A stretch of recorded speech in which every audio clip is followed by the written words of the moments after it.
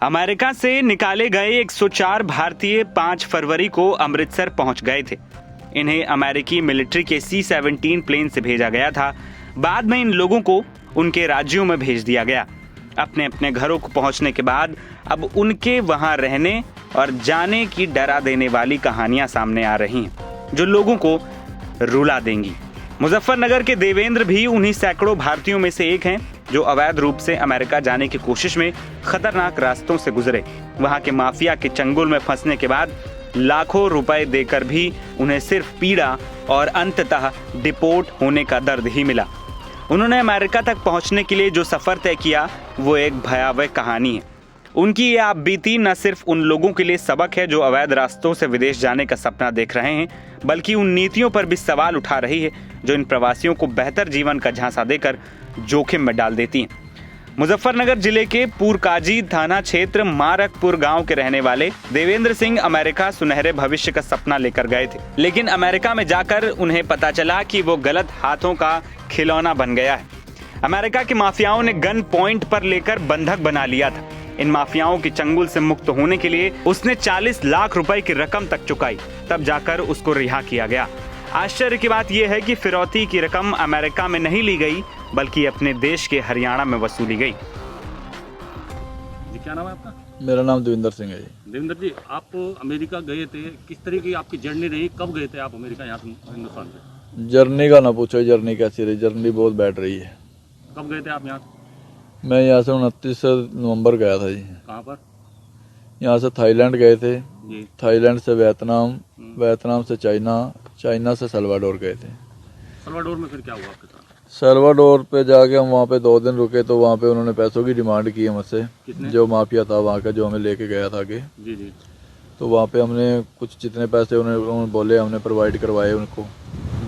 तो उसके बाद में फिर वो आगे हमें 2 दिन वहाँ पे रोक के फिर ग्वाटेमल के लिए ले गए। तो फिर हम वो ग्वाटेमल उन्होंने 2 दिन रखा हमें। तो जैसे जैसे वो नज़दीक लेते गए वैसे वैसे वो अपनी पेमेंट की डिमांडें करते रहे। तो फाइनल फिर वो मैक्सिको ले गए। तो मैक्सिको में जो उनकी पेमेंट सारी रुकी हुई थी, तो उन्होंने हमारे से वो पेमेंट ली, तो हमें फिर बॉर्डर क्रॉस करवा दिया वहाँ से। टोटल कितना पेमेंट आपने? 40 लाख रुपए दिया जी। कहाँ ये पेमेंट आपने मुहैया कराया था? ये हरियाणा में करवाया जी हमने मुहैया। आपके परिवार से कैश लिया था? हाँ, ये कैश लिया है। उसके बाद फिर आपको बॉर्डर किस तरह क्रॉस किया गया? बॉर्डर वहाँ पे 15 फुट ऊंची फेंसिंग लगी हुई जी, लोहे की, अमेरिका की? हाँ जी, बाउंड्री है। तो एक तरफ अमेरिका की लगी हुई है, एक तरफ मैक्सिको की लगी है। 2 बाउंड्रियाँ, बीच में उनका रास्ता है जो बॉर्डर पेट्रोलिंग के लिए घूमते हैं। तो मैक्सिको से क्रॉस करना पड़ता है, जो मैक्सिको वाली फेंसिंग है। तो वो लोहे की सीढ़ी बनाई हुई है उन्होंने सरियों की, तो उससे क्रॉस करवाते हैं वो डोंकर के बंदे जो होते हैं माफिया वाले। तो उधर से चढ़ के उधर उतर जाते हैं। तो आगे बॉर्डर पेट्रोलिंग वाले अगर तो पास में है कहीं, तो वो अपने आप आ जाएंगे लेने के लिए। तो नहीं है तो आप उनको 911 पे कॉल करेंगे तो आपको 5 मिनट में आगे उठा लेंगे वहाँ से। फिर जब आप आर्मी के हाथ चढ़े तो फिर किस तरीके से उन्होंने रखा आपको?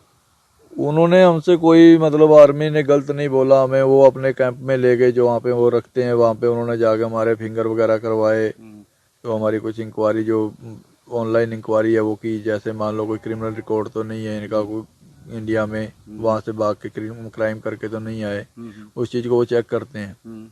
फिर उन्होंने हमें एक कैंप में डाल दिया जो उनका रूम बना हुआ था। वहाँ पे एसी वगैरह चलता है, बहुत ज़्यादा ठंड रहती है। सिंगल कपड़ों में रहते हैं। मान लो आप, आपको सिंगल कपड़े ही पहनने के लिए दिए जाएंगे। तो वहाँ पे बहुत ही यातनाएं आती हैं। खाने के लिए नहीं देते हैं, कुछ हल्का फुल्का ही देते हैं खाने के लिए कि जैसे आदमी बस जी सके। भरपेट कुछ नहीं मिलता है। फिर इंडिया रिपोर्ट करके किस तरह लाया गया? फिर इंडिया के लिए रिपोर्ट की उन्होंने। वहाँ से कोई प्रक्रिया नहीं की। वहाँ से तो ऐसे लेके आए कि हमको जैसे कोई कंट्री हमें चोरी से निकाल रही है वहाँ से, कि इनको कहीं रफा दफा करना है। बेड़ियाँ लगाई गई? बेड़ियाँ लगाई गई, पैरों में भी हाथों में भी बेड़ियाँ लगा के ले आए गए। उसके बाद फिर वहाँ से अमृतसर लाया गया? हाँ, वहाँ से 2 तारीख में हम चले थे, तो हमें 5 तारीख में यहाँ पे छोड़ा गया है। कितने लोग थे आप लोग? 104 लोग थे इंडियन। जिन कैंपों में आपको रखा गया था, जो माफिया के कैंप थे जिन्हें 40 लाख रुपए आपने दिए हैं, और भी कितने लोग? माफिया के कैंप नहीं है। माफिया तो अपने घरों में रखते हैं। मान लो जैसे 10 बंदे गए उनके पास में गए, तो 10 बंदों को 4 दिन रखेंगे, 5 दिन रखेंगे, वो तो आगे निकालते रहते हैं, वो नहीं रोकते हैं। वो तो जो इनके US आर्मी वालों के कैंप पे जो इन्होंने अपने कैंप बना रखे, वहाँ पे US के लोग रखते हैं, सरकार रखती है वहाँ पे। उसमें इनके कितने काफी लोग हैं? कैंप हैं, मान लो ये तिजवाना सन डिएगो में कैंप है, टेक्सिस में है, और इनके जैसे जैसे बॉर्डर पड़ते हैं वहाँ पे सब जगह इनके कैंप बने हुए हैं। तो क्या लगता है 40 लाख रुपए देकर के आप अमेरिका से वापस आए हैं, क्या इस बीच में कहीं काम करने का मौका मिला? नहीं जी नहीं, कहीं काम करने का मौका नहीं मिला। कितने पढ़े लिखे हैं आप? मैं स्कूल पास हूँ जी। क्या सोच कर गए थे यहाँ से, क्या काम आप अमेरिका में करेंगे? जी काम यही था कि कोई जाके वहाँ पे यहाँ स्टोर में काम करेंगे, जब तक लाइसेंस वगैरह अप्लाई करेंगे ड्राइवरी का, तो उसके बाद में ट्रक वगैरह पे काम कर लेंगे, ट्रक्स वगैरह चलाने के लिए जी। था। आप दोबारा सोच जाने की किसी देश में? नहीं, जब तो हिम्मत ही नहीं जाने के लिए। अभी अमेरिका तो- ने जो ये कदम उठाया है डिपोर्ट का, क्या सही समझते हैं आप? क्या? नहीं जी, बहुत गलत कदम है उनका। पहले उन्होंने आदमी बुलाए यहाँ से काम करने के लिए, अब उनको पीछे भगा रहे हैं। तो आप लोग जो गए थे, ये इलीगल तरीका है क्या? यही एक तरीका है वहाँ जाने के लिए? नहीं, ये है तो अनलीगल तरीका है, पर तरीका जो उनका वैसा तरीका उसको फॉलो नहीं कर सकते हम, Legal उनके जो तरीका है। हाँ जो रूल नहीं फॉलो कर सकते हम जितने इसलिए उनके। इलीगल ही अपनाना हाँ, पड़ता है। ये अपनाना पड़ता है। ज्यादातर लोग इलीगल ही जाते हैं। ज्यादा इसी से आते हैं जी। देवेंद्र को अमेरिका से 2 फरवरी को निकाला गया और 5 फरवरी को अमृतसर लाया गया।